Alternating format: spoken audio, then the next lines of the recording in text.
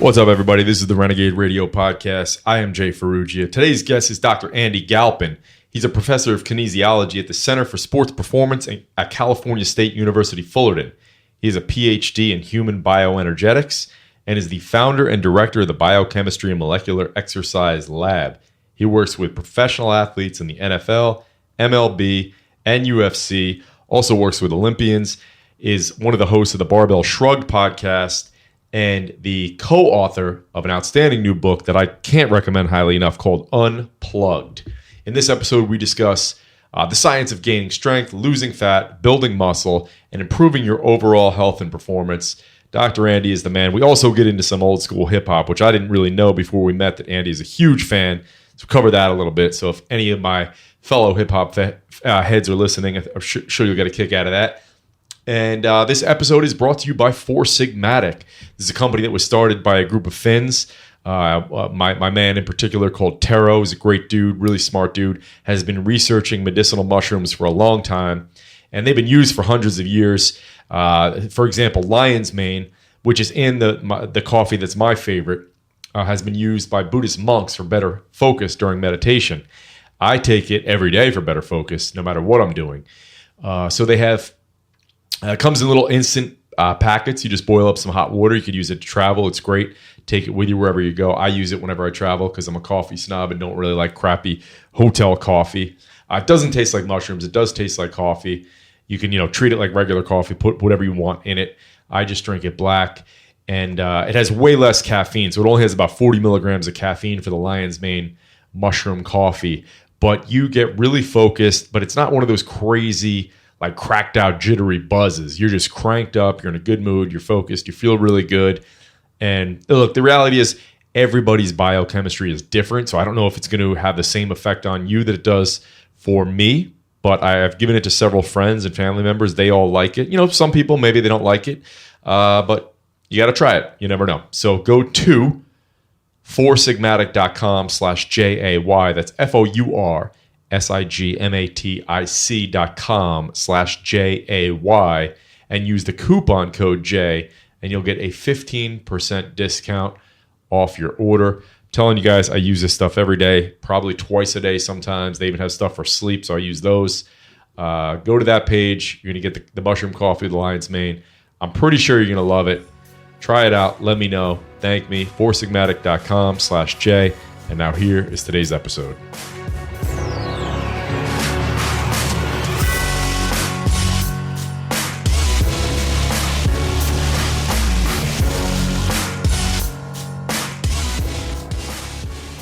All right, Dr. Andy Galpin is here, and we delayed the recording because we've been talking for 20 minutes about old school hip hop, but we didn't get to your top 5. Oh, no. On the spot. You're on the spot. Boy, that is tough. Now, I actually have these separated out into categories. Oh, wow. But I don't think we have the time to get into that. That might fill our 2 hours. So I will actually pick them based on different appeal. I think KRS-One, it's tough to not put him in that conversation. Yeah. I also think it's really tough not to put Chuck D in there. I don't think his voice, his delivery is the best. He's tough to differentiate, but the content. Chuck D? You don't think Chuck D's voice is the best? I don't think it's fantastic. I don't think it really stands out in the crowd. I don't know about that. The words kind of blend together, but the content is he was the first one to really go out the social aspect, the political aspect, right? He defined political rapper. Totally. So you can't knock him for that. By the same token, and this is just going to throw a lot of hip hop heads off. Like, give me a second. Don't fire me up. I actually put Tupac in that category. Okay. Lyrically, he's not even close. Yeah. But no one had the same passion and charisma. Like, not even in the same stratosphere of him. So those ones are all pretty high. And again, to the New York crowd, I think you have a tough time not putting Rakim there as well. Like, I think that nobody feels like his words are more in tune with the music. A lot of people are on beat, but when he raps, it feels like the music and the words are the same thing. And I don't know if if you're not really into this, I don't know if that makes sense. Dude, I love it. You were getting next level here. Yeah, man. But he's so smooth, man. It's like it's in tune. Other people are, So those are, I think that was 5, right? Those are pretty close. We could go all day. Like I could go top 200. Big Daddy Kane's up there, right? Oh, yeah. I mean, cleverness. I would say this maybe. Another category you'd have to put in here would be the people that had the first people to do punchline raps, because none of those guys really did punchline, and so you have to get to the people who really did that, which is a whole new style, which is super popular now, right? Because the battle rapping thing. Yeah. So if you put a punchline rapper in there, I think Chino XL is major slept on.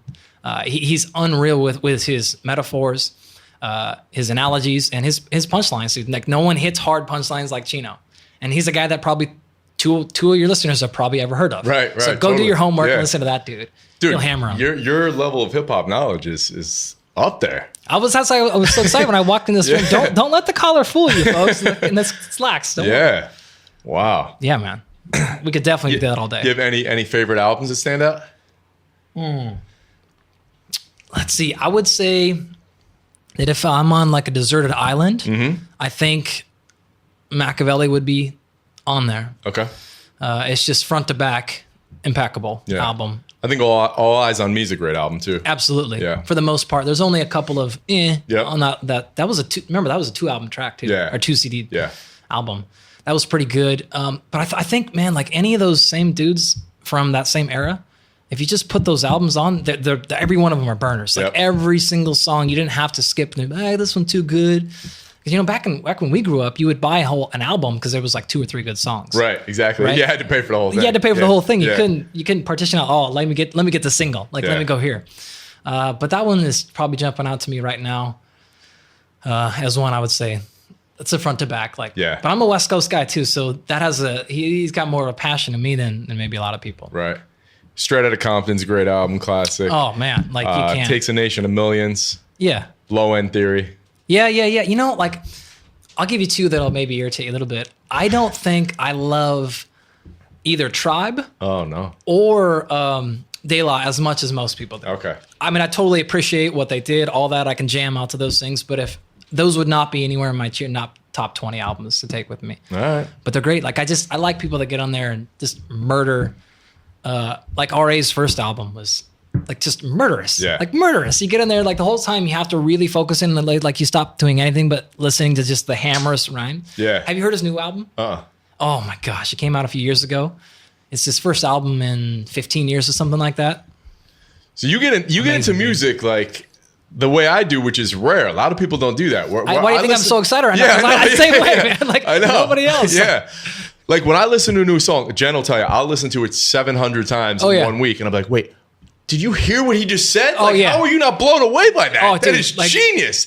I'll be freaking out. Like if people can't appreciate it, I'll be pissed at them. I can't I can almost not work out to some of these things because I'll stop. Oh, did you catch that one? Like go back and make her run. She's like, shut up. Like I'm trying to train. Like, or I'll get so excited and I'm so worried about the lyrics I'm in and like I can't lose focus. I can't do anything else when that shit's on. Yeah. Like the rock hymns, like those old jams like that you can put because there's so much break in there and the lyrics are like dumbed down. You could do stuff, but anything that's super lyrical, man, like I'm not doing anything. Right. Like I can't put a Pandora station on with rock hymn and then try to work. No, like, I know. Gone. Like I'm done. And dude, a song will come on that came out in 91, for example, like Pin the Tail of the Donkey by Naughty by Nature. Yeah. I've heard the song 1,000 times. Hundreds and I'll still be like, dude, did you hear what Tretch just said? Amazing. He was 19 when he spit that. Like, that's crazy. That's the other part too that kills me. Like when, I don't know how much of Tupac's album or his content you're familiar with. Not like. But the first album he came out with, Tupacalypse Now, I think,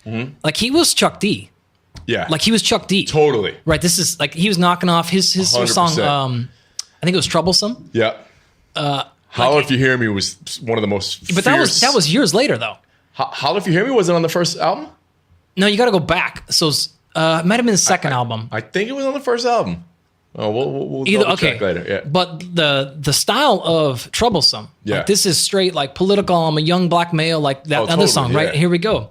And then all of a sudden, go to jail, and his style just completely changed. Yeah. But that first whole album, it's like you listen to every word, and you're like, oh my gosh, like he's really getting into something here. Yep. And it's delicate, and it's impactful, and it's clever.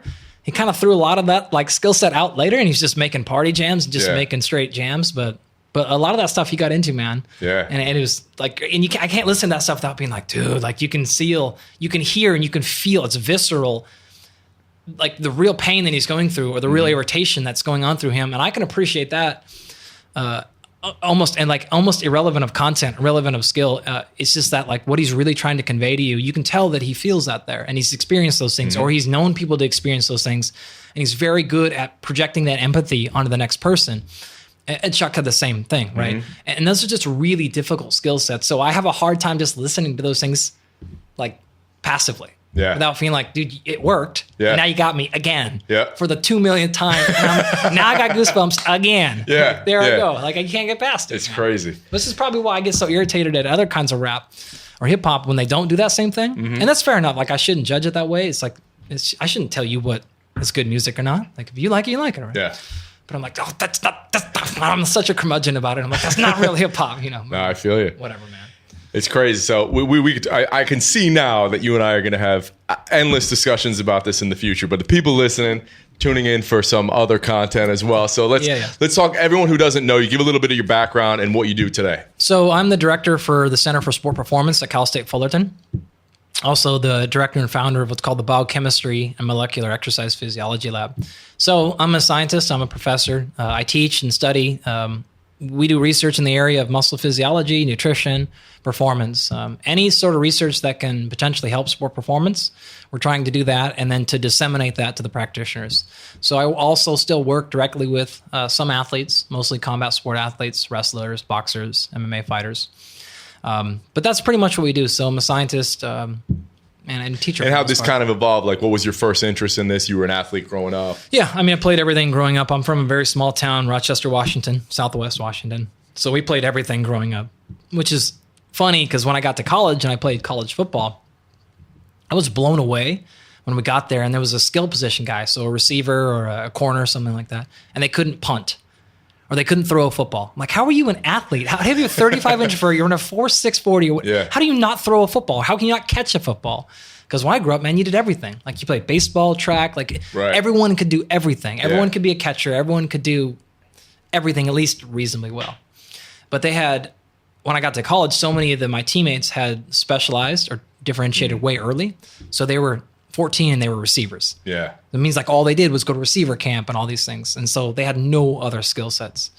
But anyways. No, well, actually, if you would expand on that, because I've discussed that in the past, I think that's terrible. And a lot of other countries kind of laugh at us with our early specialization and whatnot. Yeah.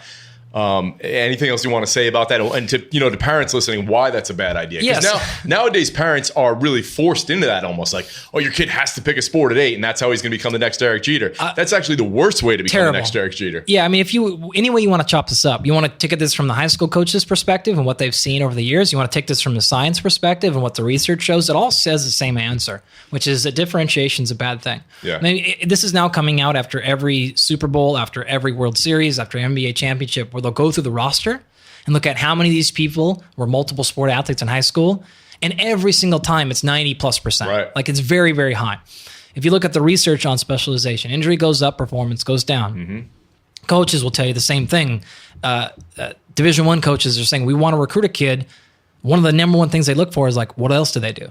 Oh, they're fantastic at basketball. Oh, they're great at track. They're also a great soccer player. Like these are the signs that they're looking for to figure out who's going to carry through to the next level or not. Like these are your differentiators. I had one of my colleagues years ago ask me, had a son who was, I think, 13 or something like that, and was getting, well, I can't say recruited, but basically recruited to go to Mater Dei, which is a very big private school down here. And he's trying to decide if he stayed at his high school or go to Mater Dei. And he was saying, well, and they started talking all this language about, well, he's a left tackle or left guard or whatever, blah, blah, blah. I'm like, no, he's 13. Yeah. He's not a left guard. Right. Like how many people do you see that are left guards and in college and then go and play defensive tackle in the NFL? Like there's not even specialization at that age. Great or guys point. Changing positions. You sure shit shouldn't be specializing at 13. Yeah. You're a 13-year-old. You are not a goalie. Like you're a kid. I always tell my wife, Natasha, I'm like, I'd be the worst T-ball coach ever because every one of my kids would be playing all kinds of positions. I mean, I hated. Yeah. I was fortunate. I was typically the best athlete or the best player on my team almost my entire life. So this never happened to me. But I look back at my friends and I'm like, man, you had to play first base your whole life. Yeah. You were 7 and you played first base until you were 18. What the that must It's crazy to think about That's it. a terrible idea. Yeah. Like I just think like how much more of an experience. And it turns out, you hate baseball when you're 15 now. Like, why? Because you only got to play the worst position. Yeah. Like, you never got to run the ball. Like, this is awful. So I think these things are not good from anywhere you look at it, any angle. The more differentiation you can get in your child or your athlete, the more probably less likely they are to get injured, and the better development they're going to have over time. Totally. And they won't be broke when they're 25. So all those things I think are pretty good reason to differentiate them as much as you can. That doesn't mean you can't take them to wide receiver camp, but that's just not something you should do for 11 and a half months of the year. Right. I think it's so important for people like yourself and other people in the industry to speak up on that as much as possible because, parents are well-meaning. They don't really know any better. Absolutely. And it's just, I remember years ago, Tom Mislinski used to be really outspoken about that and talked about how Russia had the process of achieving sports mastery and they wouldn't allow you to specialize until you were, was it 16 or 18 or something like that? It depends on the sport, but yeah. Yeah.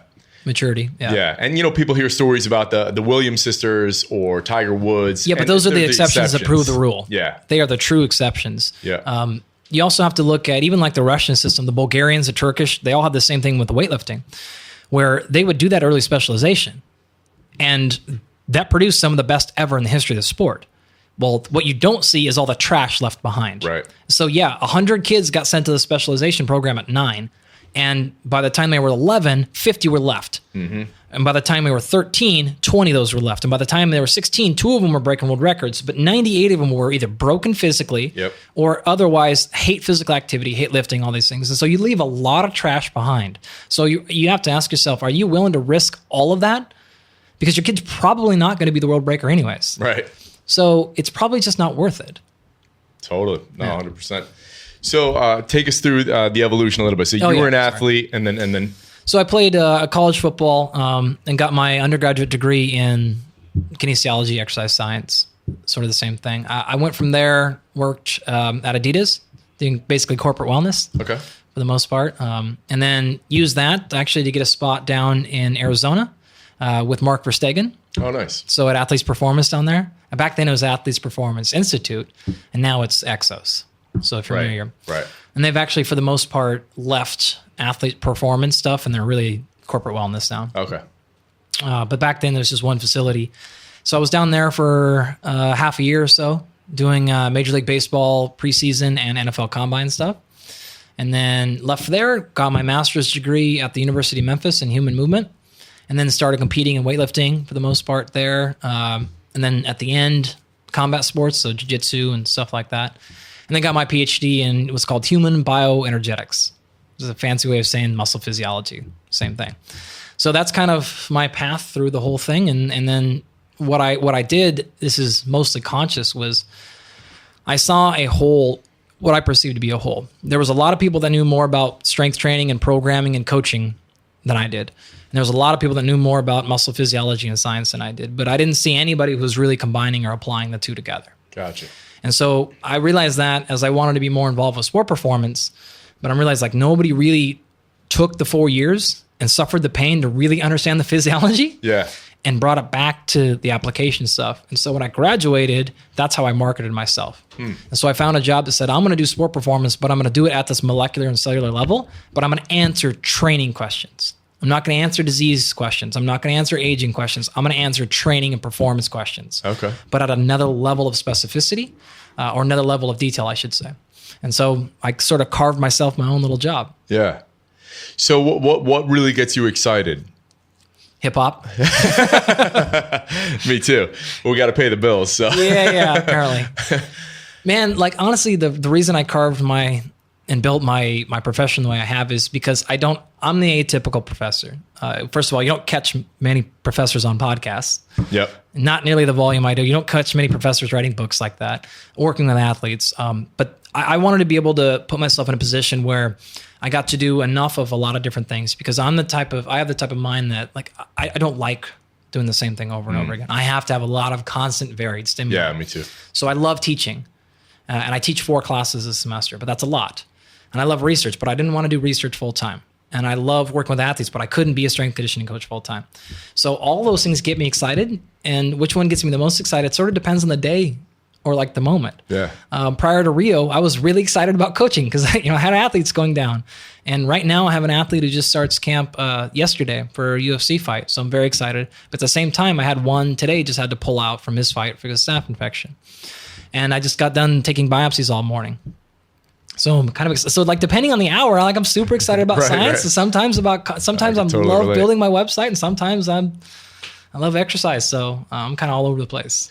So I mean, I know it's a pretty vague question, but in general, what do you see as some of the biggest mistakes out there? If someone's training for enhanced performance, and most people listening aren't going to be Olympic athletes, just going to be an average guy, maybe 40 years old who wants to be able to run a mile in a certain time and swim and play volleyball, but also be strong and conditioned. I mean, there's a list, but what are some typical mistakes you see people make? This is actually a pretty easy answer. Okay. I think the biggest mistake people make is they're far too, it's a dime over a dollar. They're far too concerned with minutia. That really doesn't matter. Have you checked the boxes with the big stuff? Yes or no? Because if you haven't, I'm not having a conversation about which nootropic to take. And I'm not having a conversation about hacking something else when we haven't taken care of the very big, boring stuff. Yeah.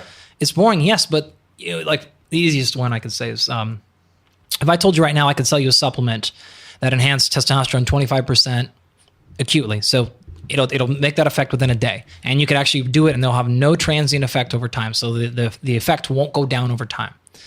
I could sell, how much do you think people would pay for that supplement? Shit ton. Yeah. Well, it's called sleep. Yeah. Right. And so it's like we lose focus of, sleep's important, but do you realize how big of a number that is? And do you realize how much money you're spending on a potentially marginal or more likely complete ineffective treatment when you really haven't taken care of the stuff that has a huge, tangible, actionable effect? I think that's the by far the biggest mistake. I teach these classes on program design, so putting together workouts. And we can go through any of those details you want. And I spend a whole semester going through all the minutia. And they'll end, the very last slide I tell them is like, okay, you've learned all these variables and how to manipulate them. Mm-hmm.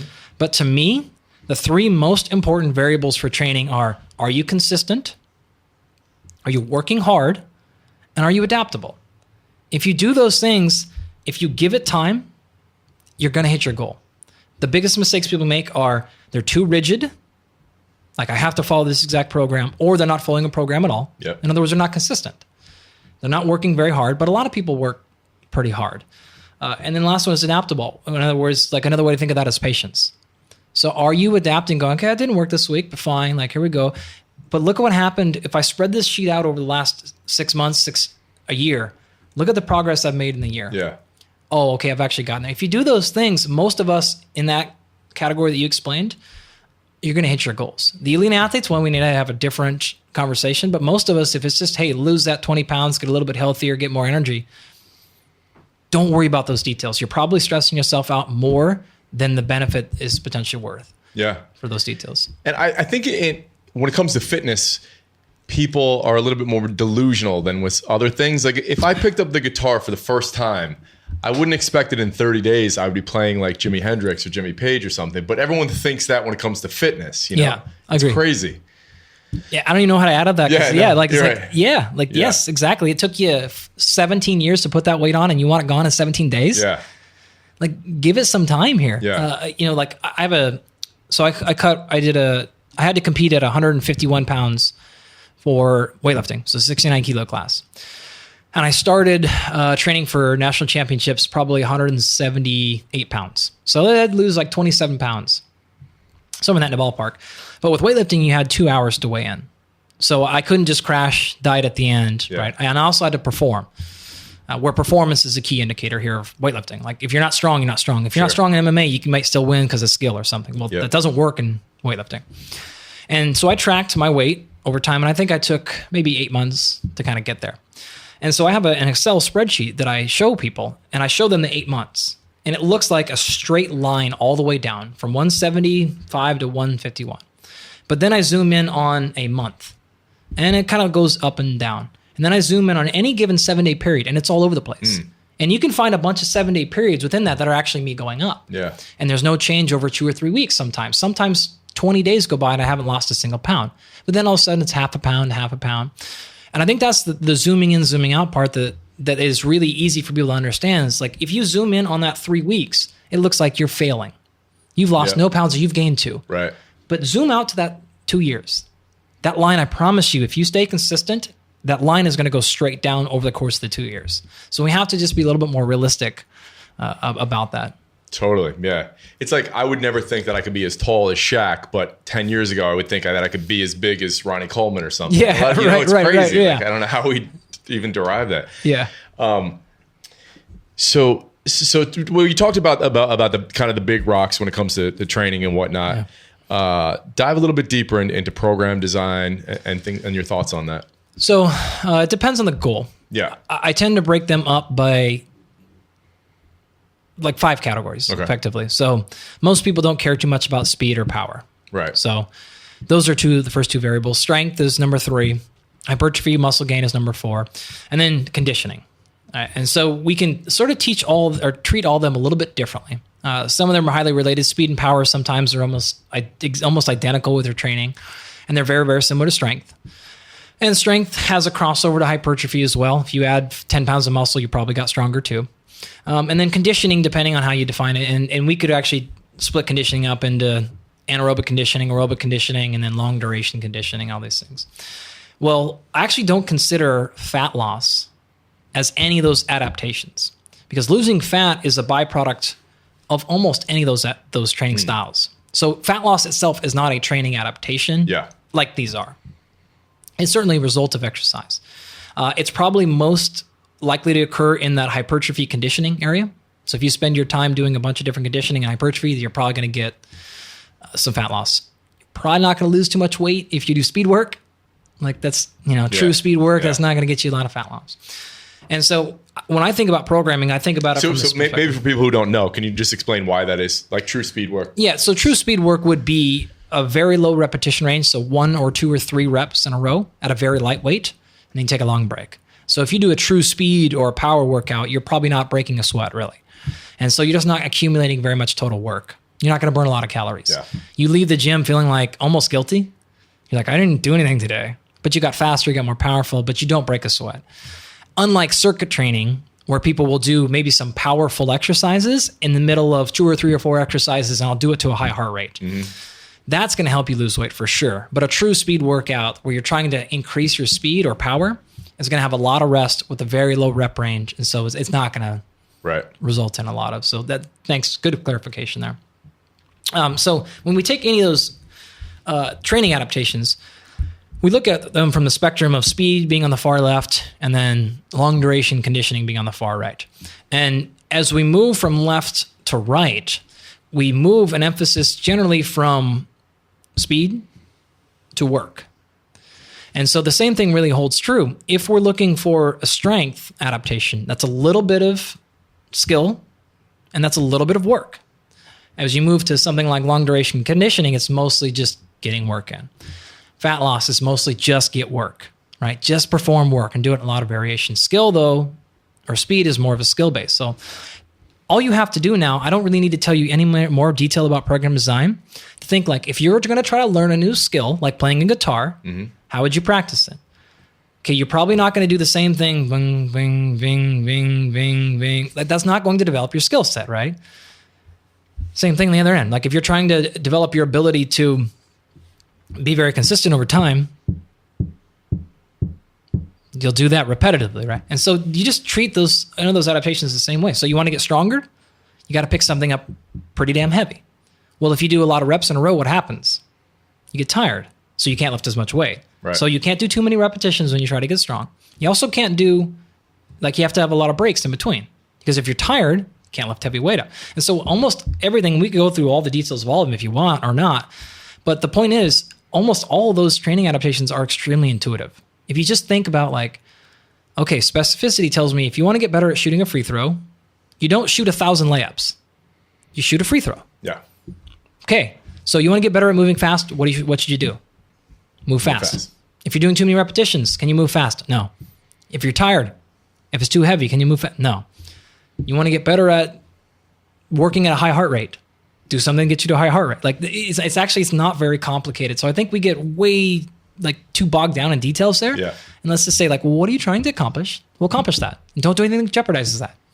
Now, do you think people tend to do too much and overtrain for their goals? It depends. The elite athletes I work with, often this is the case.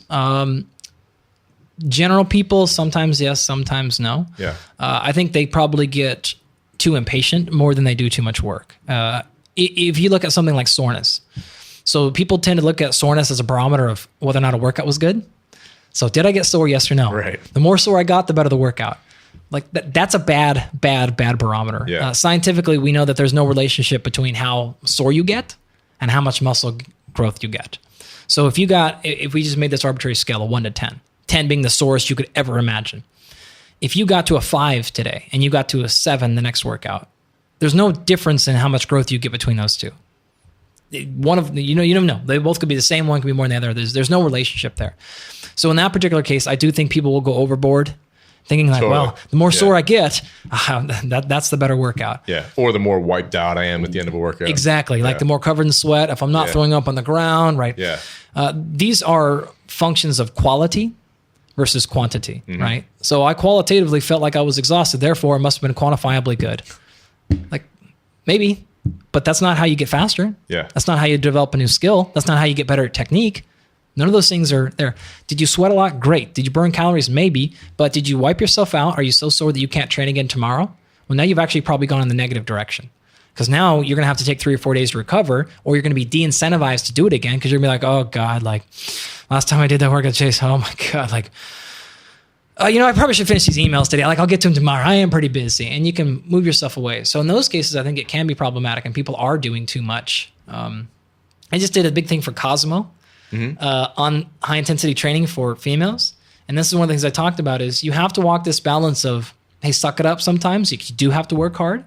But if it truly is de-incentivizing you, I would rather you do 4 moderate workouts a week than 1 hard-ass workout every 3 weeks.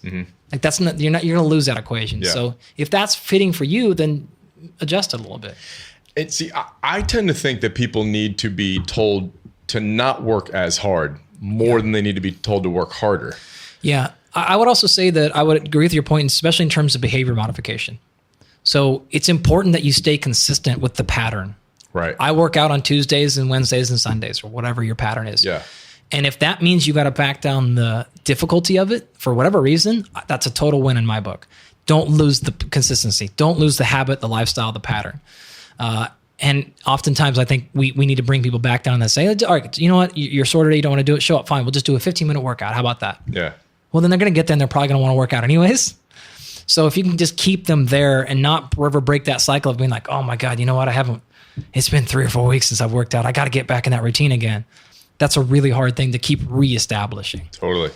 Yeah. Yeah. I've just leaned towards shorter workouts and lower volume. Not even just for me personally as I've gotten older, just because I see that what a monumental hurdle it is for most people. Yeah. To go to the gym and it's like I drive there 15 minutes. I got to warm up for 15 minutes. I do a 90-minute workout. And I'm like, and there's a lot of people that I love and care about that won't do it. And I'm like, bro, do push-ups, inverted rows, and squats at home and literally do 2 or 3 sets of each and you've done 8 minutes. Like that's better than doing nothing. Yeah. Because the other option is, I can't, I'm just not going to do it. Oh man. You know what I do? I do that all the time, by the way, all the time, especially when I'm traveling. Yeah. I love to, when I travel, I'll do what I call a hotel workout. Mm-hmm. So I'll go down, and you've been in hotel gyms. Sure. Some of them are great. Some of them are like, oh boy. But I love the ones that are the oh boy, because I'll go in and I'll do 10 to 30 reps at every single station, no matter what it is. Yeah. And you end up doing like 7 different bicep curl exercises and 4 triceps and 1 leg. But I'll run through it. And like, I don't even feel like it's a workout sometimes. Like I'll be sweating, but I'll come back and I'll be like, all right, I got a blood flow going. Like it's better than, I don't really count it as a training session, but I'm on the road. I had a half an hour. I got in late or whatever. And you can get a little something in that 20 minutes and you feel better. Energy comes back. Your brain's functioning better. Memory, all that stuff goes up.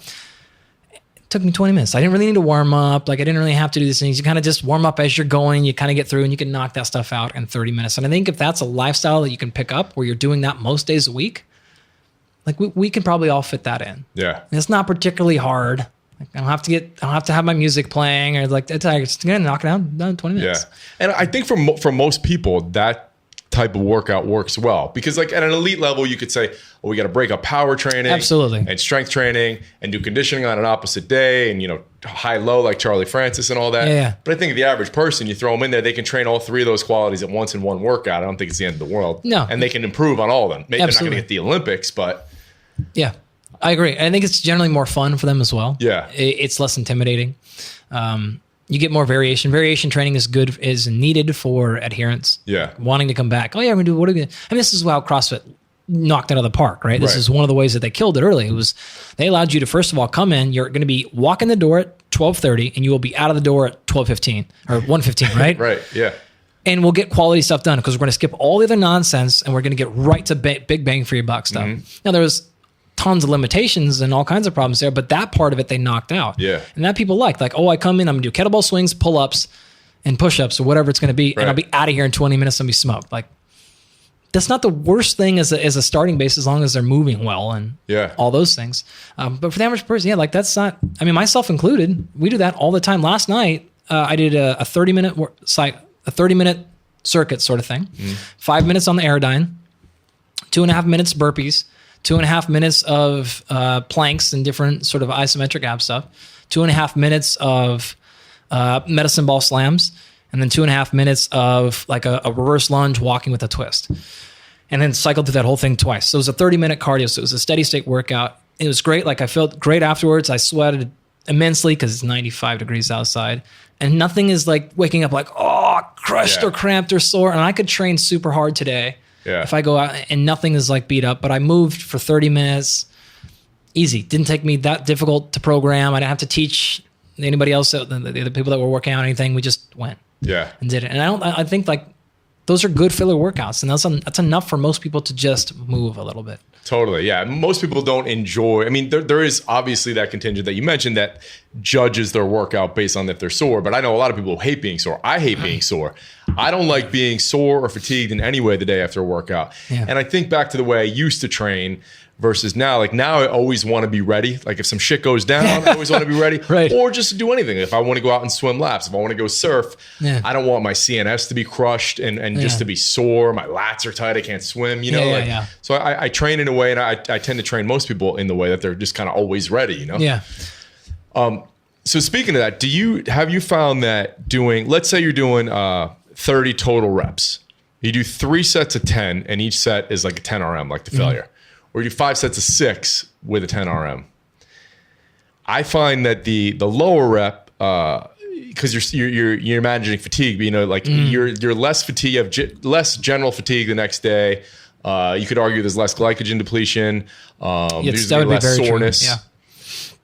And so generally, if you agree with that, well, what do you think is the difference between like hypertrophy and strength gains doing that? So it's going to be tough if the load is matched. Then the load is matched. So strength is primarily determined by load for the most part. So if that load is matched, if you're truly doing those at the same thing, you can be there, especially if you can remember to do the 5x6 at maximum speed. Right. That's a key thing. If you're just going through the motions and you're only exerting the exact amount of effort needed to get the bar up, well, then you're probably not going to get a lot of power and strength. Not as much.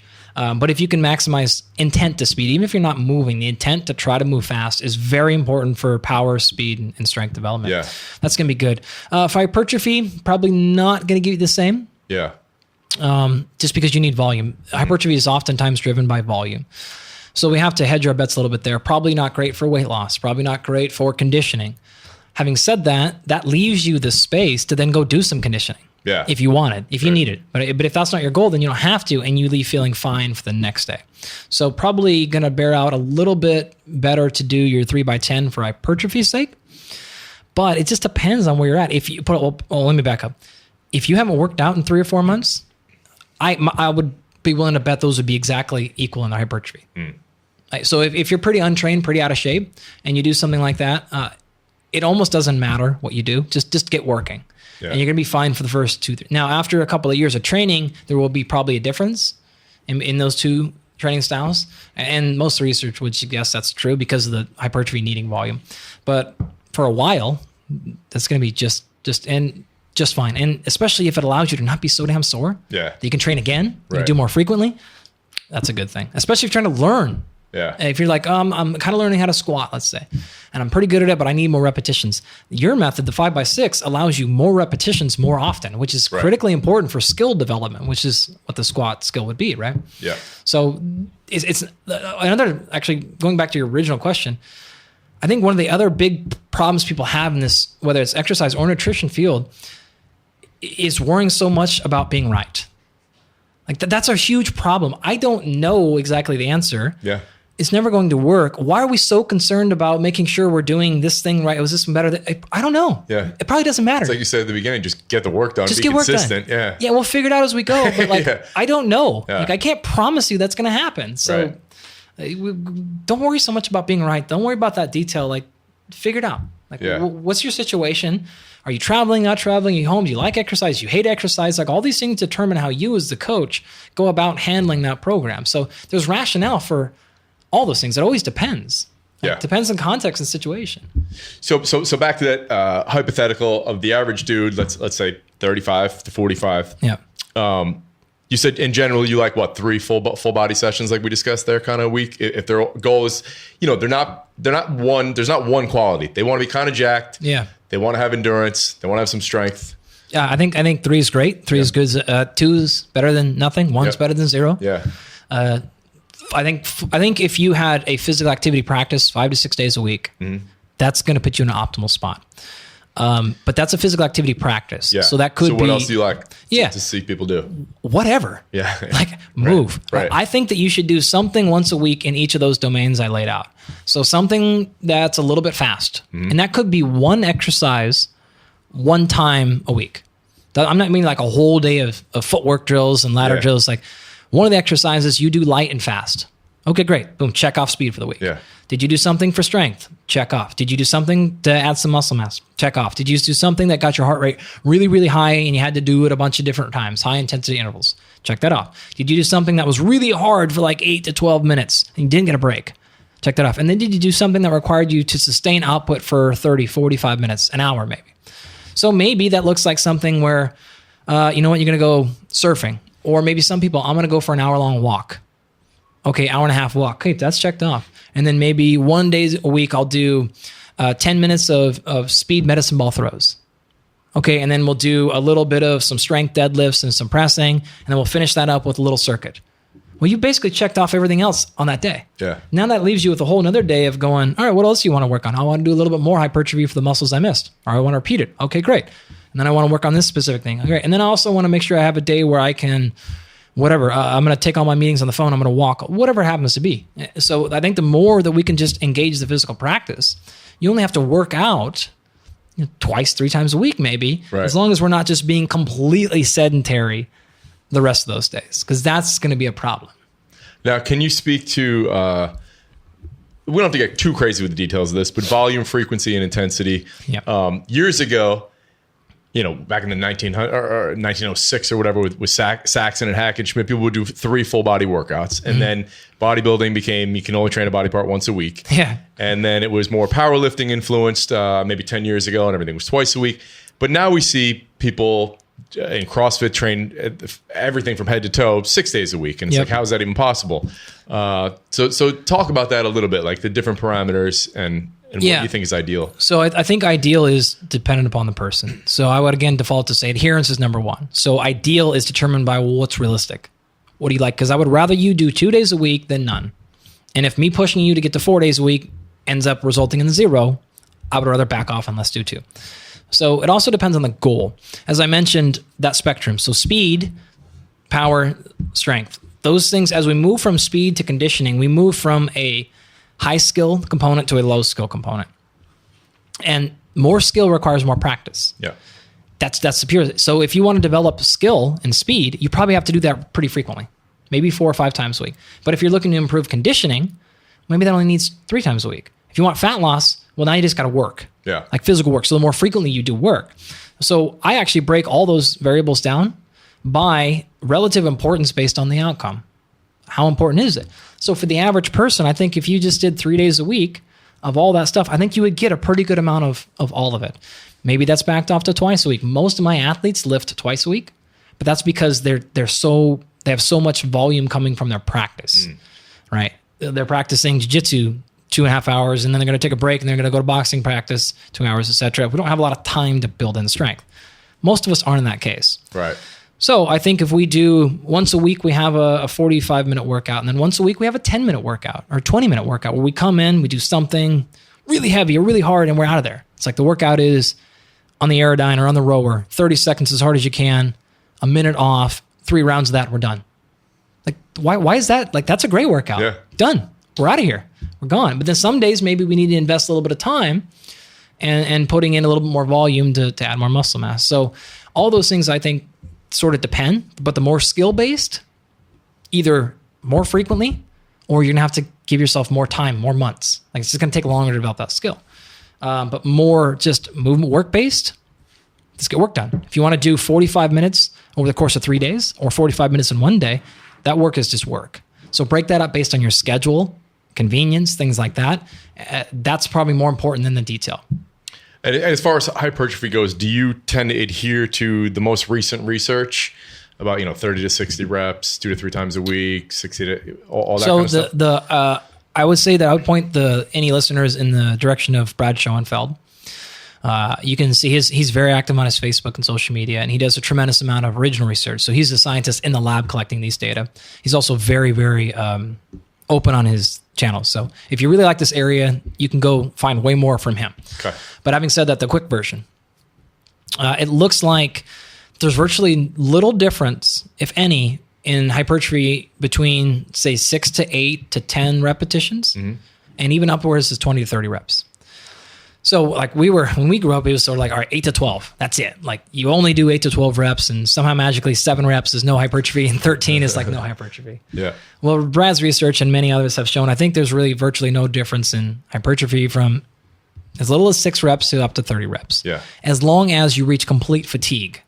So if you're doing 10 reps, you can't do 10 reps and then finish your 10 and be like, I kind of burned a little bit. Yeah. It has to be like, I can't finish my last rep. So you can either go lighter and go more reps or more. So if you land somewhere in that 10 to 20 range, it's probably a decent place for volume. Having said that, strength, that's not the case. Well, what about total volume? So total volume is really difficult it's really hard. If you hit, say, 3 sets of 10, okay, that's 30 total repetitions. All right. But now that's per one exercise. Well, most of us don't just do one exercise. What most of us would say is 30 or so repetitions, but probably 2 to 3 different exercises for that muscle group. So you're going to land somewhere in the range of 30 to 90 repetitions per muscle group per day. That's our goal. So wait, did I say 30 to 90? Yeah. Okay. Sorry. I meant somewhere around 90 total repetitions per muscle group, somewhere in that range.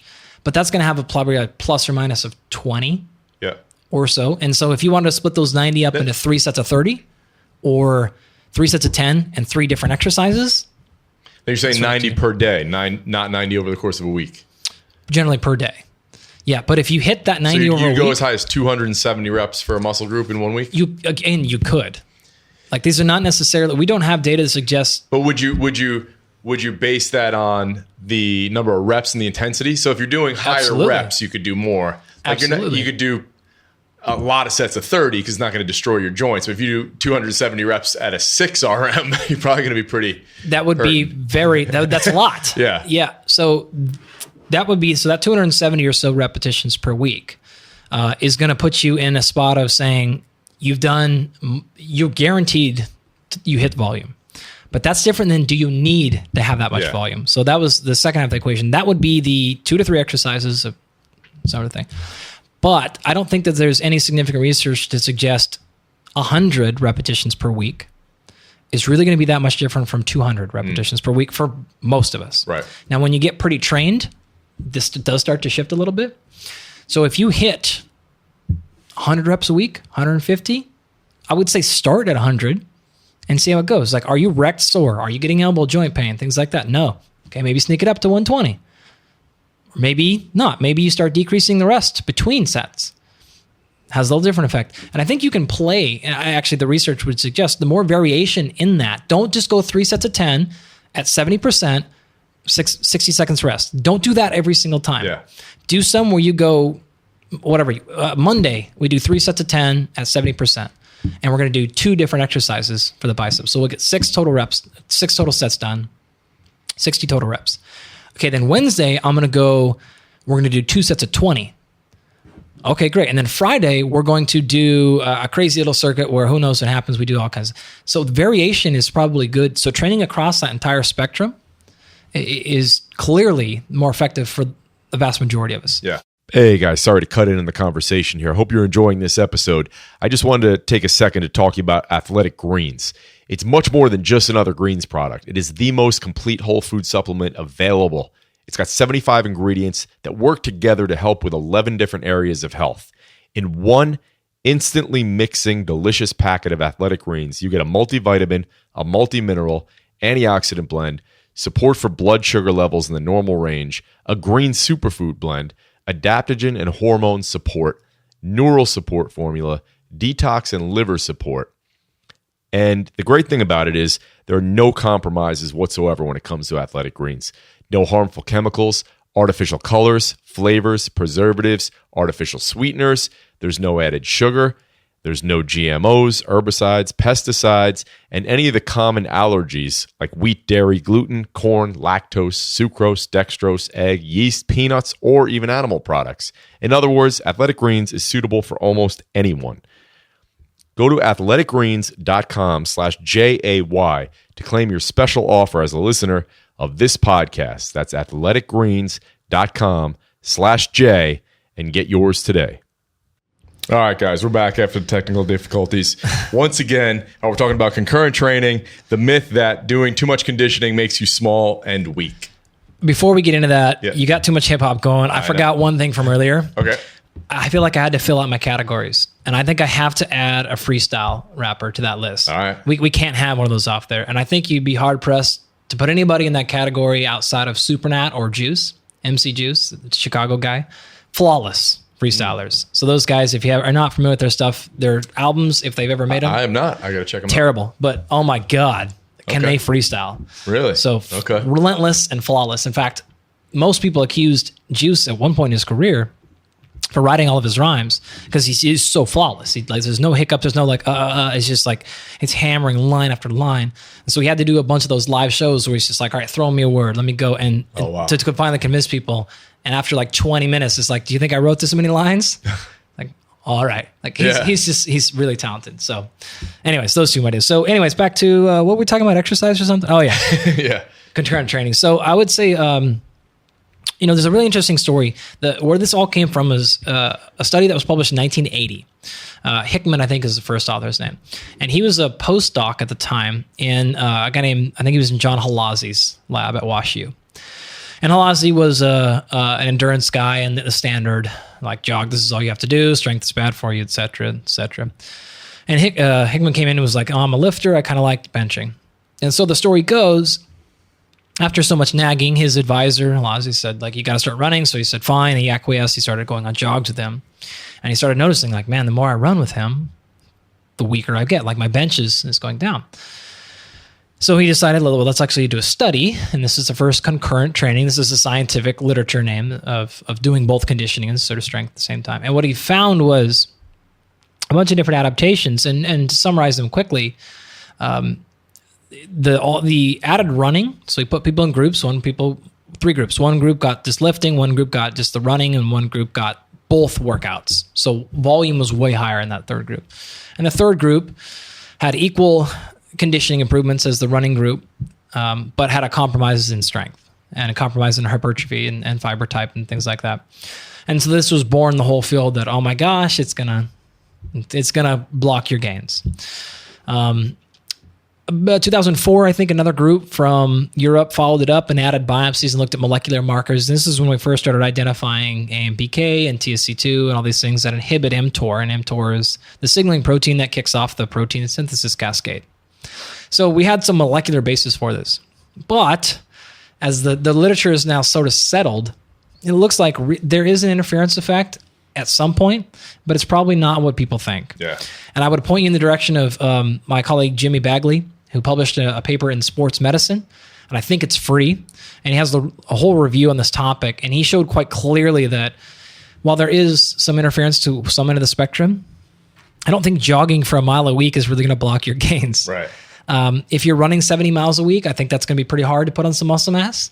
And so clearly we have some sort of gray area in between there, but a little bit of conditioning. A lot of these people don't give it time to adapt. They freak out because the first week, I'm weaker. Well, give yourself a little time. You're tired. Yeah. You're fatigued. You're probably not fully recovered. Yeah. Have you've worked more? Did you increase more calories? Right. Oh no, you didn't. Okay, well we're not recovered. Did you do anything else to enhance recovery? Did you give yourself time to adapt? No, you haven't. So I always say that the easy way to think about it is the more fit you are, the less interference effect it has. The less fit you are, the more interference effect it's going to have. It's going to be really, really hard to recover. It's easy to think, like, if I took an athlete who's used to doing 60 miles a week of running and I added 5 miles a week to their protocol, going from 60 to 65 is not much of a change. But going from 10 to 15 is a huge change now. So did we account for that as a relative percentage, yes or no? And if no, well, then it's not the interference effect. It's the fact that you're out of shape or you're not in super shape. So just expect that you're just more tired now. So you mentioned recovery there. Let's talk about some recovery methods that you're a big fan of. Well, I'm a big fan of a lot. I think recovery is, you have to be careful with. Recovery, I put in the same boat as inflammation. I put in the same boat as immune system, which is to say, like, people have a flawed sense that these things are ultimately always good or bad. Mm-hmm. Inflammation is not bad for you. Inflammation is the only reason you adapt, period. But a lot of inflammation all the time is now bad for you. Recovery is the same way. So if you, in actually the book I lay out, I think the easiest way to explain this is to put this in a category of, are you adapting or are you optimizing? Because if you're doing one, you're probably not doing the other. So if you're optimizing your recovery, you're probably actually minimizing adaptation. Yeah. So you have to be very careful here. So I think it's important that the person think back and say, well, what's the point of this workout? What happened yesterday? What's tomorrow look like? What's 3 or 4 days look like from now? So I'll give you a quick example. Say you're not a professional athlete. You're a 35 to 40-year-old guy, okay, or girl, whatever. You work out really hard on a Friday, and you're not going to work out again until Tuesday. I don't think it's super important that you maximize recovery. You don't need to go add extra carbohydrate to your load. You don't need to get into an ice bath. Don't take anti-inflammatories. Don't take super exogenous antioxidants, fish oil. You're going to be plenty recovered by the next training session. Oh, another scenario, same person. Oh, you're going to work out really hard Saturday morning, and then you got a competition, a race you're going to run on Sunday. Well, in that case, maybe we hedge our bets towards more recovery because we need to perform again. Yeah. But if we hedge our bets to recovery all the time, we're literally blocking the signal for adaptation. So what's going to happen over the long term is you're probably not going to get the results or the gains because you're constantly doing the work. And the only reason you're doing the work is to tell your body there's been some sort of overload. And the signal is the stress. But then you're blocking that overload. So you end up really sore and not adapting. And so you're like, oh, boy, this is why I'm not getting my gains, is you're not letting the recovery process take place. So we have to be careful about hacking things like that all the time. There's a reason you have this physiological process. The body took some time to figure out how it's going to operate, and now you're going to circumvent that with technology. Well, that can be useful, but it's not always useful. And so we have to understand what it's really doing and then apply it appropriately, not just nonsensically, not just, we always do this. Why? Because I always feel better. Yeah. And now you can extend that to morning rituals, caffeine, nootropics, any other aspect of your life. If you're constantly adapting or constantly optimizing these things, you are constantly compromising adaptation. And so we need to find, and this is really what the book is really about, is like we need to find a decent balance between these things so that we can get the improvements we want, but then still have success. And so life isn't constantly suffering, but it's also getting better because those two things are antithetical a lot of the times. It's such a great insight that you don't hear people talk a lot about. Well, like one of the things that makes me a little bit different is I try to take research and science and say, well, let's really put this in context with a real life. Right. Because science is not operating. This is not saying this is how you should live for 40 years. This is saying one endpoint. And that endpoint may not be the thing you care about. Yeah. And that endpoint is only one endpoint right now. And we just have to understand that. And so when we talk about ice, I mean, if you've seen my stuff, I'm a huge fan of ice. I'm a huge fan of altering hydration and hunger sometimes. I think all these, I have a Normatec, I've got Firefly, I've got a bunch of different recovery devices, and I'll use them differently for myself and with my athletes. We did a study on wearing compression gear, traveling jet lag. So athletes flying from New York to LA, working out, competing, flying back, blood work, all these things. So I've spent a lot of time on recovery, and I will use any tool at my disposal.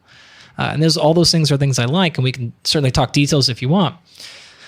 But you can't just apply them ad nauseum. We have to be more strategic about what's the point. And sometimes the point is going, yeah, you know what? I want you to really burn some energy here, and we're not going to feed afterwards. Well, doesn't that compromise your gains? Yes, it does.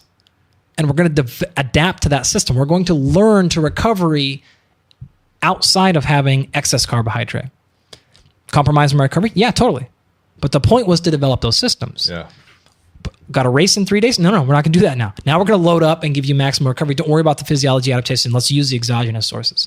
So we just have to pay attention. I think the best example I heard of this is Bob Bowman, Michael Phelps' longtime coach. Okay.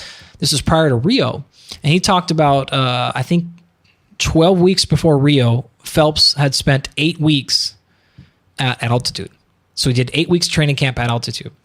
Now, anyone who's ever done a Google search will tell you, like, bro, like, he's an idiot. Those coaches don't know what they're doing, because clearly you don't perform well when you're at elevation. And so if you look at all the research, it all suggests that living high at elevation is not effective for training because performance goes down, and it does. So everyone will tell you train high, but live high, but then do your workouts at sea level, so that you can still, your workouts are still great, but you get the adaptation by living there. Then why is it Phelps and his entire team, by the way, he's got some money behind him, and he's got some real smart people on his team, why are they living high and training high? Yeah. It goes against all the research. Well, the guy, Ben Levine, who did most of that altitude research, is on his team. He's very aware of the research. He did all the research, like the vast majority of it. So people on the internet can't get this through their head. Like they're not. You're only thinking about the paper, and they're thinking about all of physiology, which is to say, we're going to spend 8 weeks at elevation. We're going to induce a tremendous amount of adaptation. What's going to happen to his performance during that 8 weeks? It's going to go down. This is what the science says. They agree. Yes. You stop thinking there. They think past that, which is to say, okay, but look, I'm not trying to give him, he doesn't need to peak 6 weeks out. He needs to peak August 13th or whatever the day is. Yeah. So if his times are a little bit worse or maybe stagnant 4 weeks away, when we take him out, we go down to Rio and spend 4 weeks at now sea level, the adaptations occurred, and adaptations physiologically are very chronic. They don't change much. They're not transient. So something that you spent 6 weeks developing is probably going to stay around for a decent amount of time. So the physiology stayed around, and when you get back down to elevation, boom, his performance launched. And why do you think he gets beaten in all these little events prior to Olympics leading up, and then he hammers everybody in Olympics? Because they have these plans. Right. He's not trying to peak every single day throughout the year. I mean, everyone is lost their mind. They're like, oh, his team's really? A guy who's the best Olympian ever. Yeah. You really? You wonder, wow, he shows up, always breaks a record. His times are down. No, they're not. This is the plan. Sometimes you choose suffering and choose performance conscious. It hurts the ego, but this is what makes us actually better. That allows us to actually hit those high peaks. It's going through the valleys and going through some time of saying, I'm going to choose suffering. I'm going to choose compromise. I'm going to choose having a bad day at work. I'm going to choose a little bit less productivity today because I need to induce some adaptation. And that will allow me in the long run to actually be more productive, to have a better workout, or whatever adaptation we're trying to go for. Let's talk a little bit more about Unplugged, the new book. I love it. Highly recommend it. Really enjoyable, easy read. Tell us, what it's about and what are some of the issues with being obsessed and connected to this technology all the time. Yeah. So it sounds like an anti-tech book. It kind of reads a little bit like one. It's called Unplugged, Evolve from Technology to Upgrade Your Fitness, Performance, and Consciousness. But really, honestly, the way we wrote the book, Brian McKenzie and Phil White and myself, we wrote it. I'm glad you said it was easy to read because Phil wrote it with that intention. Yeah. It's not a science book. I do enough sciencey stuff. And it was actually really hard for me to write like this. Phil wrote it mostly. But even to approach it like this, because I'm used to having to provide scientific evidence, all this stuff. And we wrote it almost in the vernacular. So it almost reads like I'm talking. And that was so that we could increase access, so that people who are not super interested in science, but they want to know answers, could just read it and be like, oh, okay, I'm not confused here. Yeah. I'm still convinced, but I'm not confused, which is the tone we were going for. But really, it's our guide to say, look, technology is here. No question. We're not trying to fight technology. We're not even going to suggest to fight technology. But sometimes we don't realize the problems with our fitness, performance, our training, our health that it causes. And so I want you to at least be aware of the potential downsides so that you can think more strategically about how you use them. And that whole adaptation versus optimization is one example of things like that, where you're like, oh, wow, like people don't talk about it like that. That's exactly the types of things we wanted to put in the book, is to say, I'm not against a nootropic, or I'm not against a technology or a light blocker or a sleep enhancer. We're actually pro all those things. Just make sure that we understand long-term use and long-term consequences, and make sure that we're choosing suffering sometimes and choosing discomfort, manufacturing pain. And then sometimes we are going to choose feeling great and feeling awesome and optimizing. And that's actually, we feel anyways, is going to put you in a better place for long-term sustainable success, for health, for happiness, for your physical goals. And you can have an appropriate relationship with technology, and it's not just one-sided. And you talked about this a little earlier in the conversation about just do work. Like, don't be so obsessed with every little minute detail and measuring everything. And then you have a Rocky versus Drago kind of little thing in there. Yeah. And who won? Exactly. Right. Yeah. And there's something that just resonated so deeply with me reading that. I was like, fuck, I'm never going to the gym again. But it's true, though. We get so caught up. And it is weird that, we want to be healthy, but yet you spend all this time indoors and staring at screens. You don't go for a hike and you're measuring everything. It's like crazy sometimes. Yeah. And I mean, we could get into the problems with a lot of these fitness technologies. It happens on a bunch of layers. I was just in Colorado Springs last week talking to some tactical folks and the Army folks and things like that about it. And I'm like, you guys are measuring the shit out of everything. And then who's actually using the data? They're like, wow, we don't actually get the data out. And I'm like, right. Right. Yeah. So now you put $30 million a year in your budget and no one's actually using the data for anything. Are you actually making decisions in the field with it? No. Okay, great. Then what? And I think people are the same way. So great, you're collecting your HRV, or you're collecting your heart rate, and you've got your fitness app. Are you actually doing anything with it? No. Then why are you collecting it? You don't have a very specific reason. It actually, and depending on the person, but the research suggests that most fitness trackers are actually a deterrent for physical activity. It can be a good early motivator. It's good for things like calibration and awareness. So in other words, if you're working with a client and maybe they're on a great training program and they're not losing weight. Okay, maybe they're just eating too much, right? And they swear, no, I'm not eating that much. I'm eating small meals, blah, blah. Okay, what's small meal? I think I'm eating probably maybe 2,000 calories a day. And maybe you make them start taking a picture of their meals and you load that up to MyFitnessPal or something like that. And all of a sudden you calculate, like, you don't realize that, hey, all that fat's adding up. Yeah. That's a tablespoon, not a teaspoon. And they're actually eating 4,000 calories a day. Right. Well, that's a great use of technology because they weren't calibrated to what really those calories were. They weren't aware of how often they were sitting. Yeah, I'm walking a lot. Oh, actually, I'm only walking 1,000 steps a day. I wasn't aware of how. So they are good for things like that. And that can be awesome for early motivation. But the research suggests something like 90% of people stop using their wearables after a few months. Yeah, it's crazy. It's because it's gamified. Gamification is fantastic for early motivation. It is not sustainable, though. How do we know evidence of that? You ever play the same game for 10 years in a row? Nope. We come out with version 2, version 3, new level, new graphic, software update. Now this new watch can now measure your sweat rate. Yeah. Oh, now I got to get this one, right? Why do I get a new iPhone every 2 years? I'm not an iPhone guy, but you get the idea. Yeah. So gamification is very, very short term. So we can take advantage of it then. Let's use gamification to get people trying, get people aware, get people happy. Let's get them early success. Great. But now we need to move that to a more sustainable, effective practice, which is things like, do you feel the difference? What do you mean? Do you feel how you have more energy? Oh, actually I do. Did you notice how you had a better interaction with your spouse today, or you were more productive at work? All these benefits that we talk about for exercise, but nobody really cares about. Can you start to feel the difference? Yeah, I can. Like, wow, I don't care if the steps are up or down.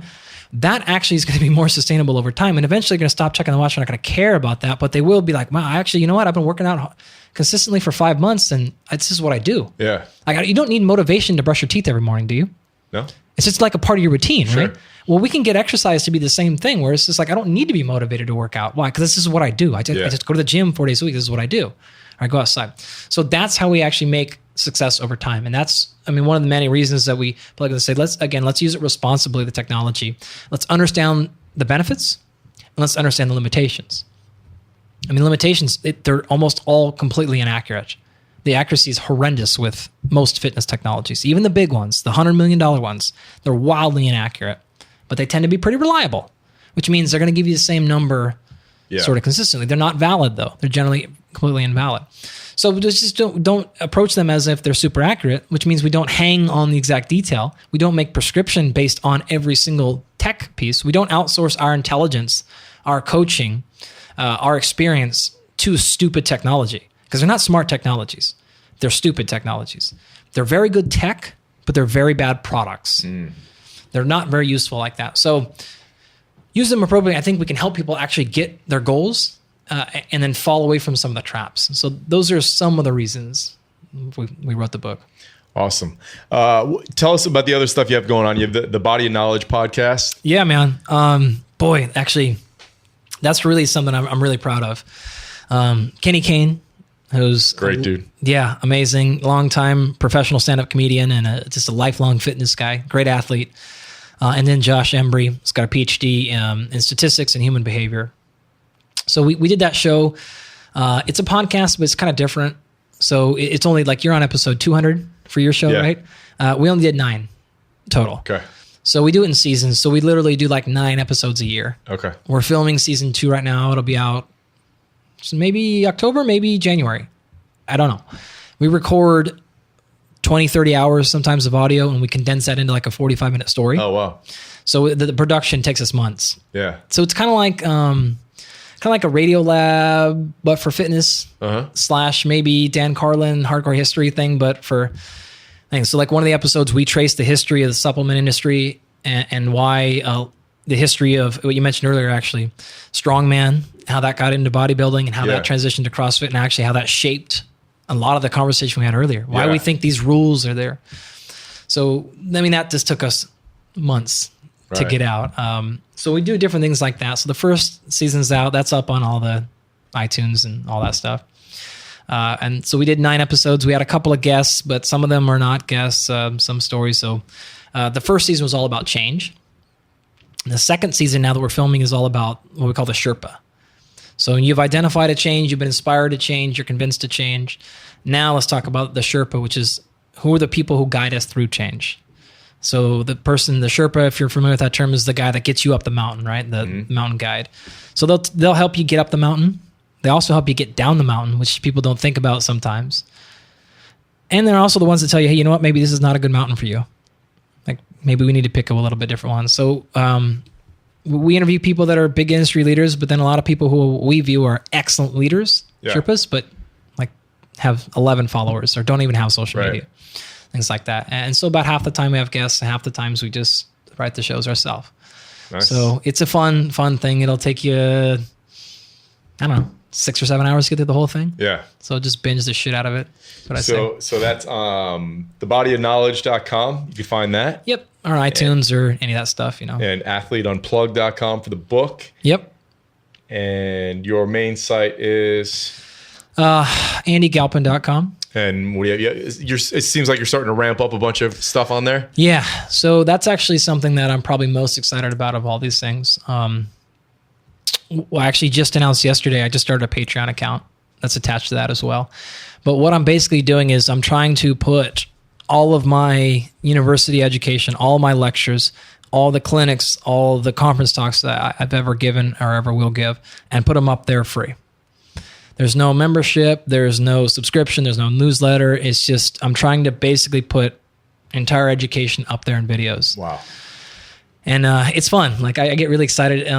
I don't teach, so you're not going to find the traditional university lecture up there, even though it is the stuff I use in my lecture. But if you see my classes, I don't have like, oh, here's a chapter on biomechanics, and here's a chapter on like, I don't teach that way. I teach like, this is the physiology of fat loss.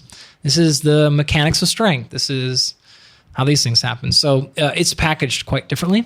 And what I try to do is like one of the more popular ones are the Physiology of Fat Loss. I did one that got pretty big, which was like the easiest explanation of carbohydrates, fats, and fat loss you've ever. And so people have a hard time really understanding what carbohydrates are and what sugar is. Like it's one of my first questions I ask in my nutrition classes. Like, what's the difference between carbs and sugar? And most of my grad students can't even answer that question. So things like that, where I try to really answer those things. Yeah. People are like, oh shit, no one's ever explained. Like, I'll give you a little teaser. Like, do you understand how fat loss actually occurs? Do I understand? Yeah. Go ahead, tell me. So most people are like, okay, how do I, like less calories, more exercise, right? Yeah. Well, that's the prescription.